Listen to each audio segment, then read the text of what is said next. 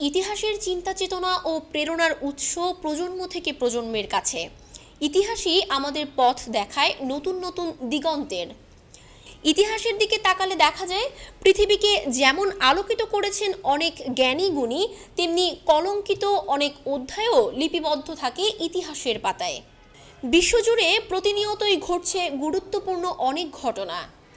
এক মুহূর্ত পরই এসব ঘটনা হয়ে যায় ইতিহাস। আজ 6 জুন।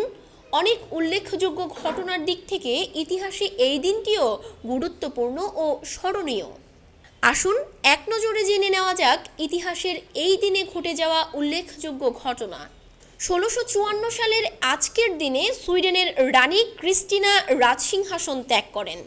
1660 সালের এই দিনে সুইডেন ও ডেনমার্কের মধ্যকার দীর্ঘদিনের যুদ্ধের অবসান হয়। 1752 সালের 6 জুন ভয়ঙ্কর এক অগ্নিকাণ্ডের ফলে মস্কোর 18,000 ঘরবাড়ি সহ প্রায় 1/3 শহর পুড়ে ধ্বংস হয়ে যায়। 1833 সালের আজকের দিনে আমেরিকার প্রেসিডেন্ট অ্যান্ড্রু জ্যাকসন প্রথম ট্রেনে চড়েন। 1882 সালের 6 জুন আরব সাগরে উত্থিত সাইক্লোনের আঘাতে বোম্বে শহরে লক্ষাধিক মানুষের মৃত্যু ঘটে। 1882 সালের এই দিনে ভারতের সেনাবাহিনী সেদেশের পাঞ্জাব রাজ্যের অমৃতসর শহরে শিখদের বৃহৎ স্বর্ণ মন্দিরে অভিযান চালায় এবং প্রায় 1000 শিখ গেরিলাকে হত্যা করে।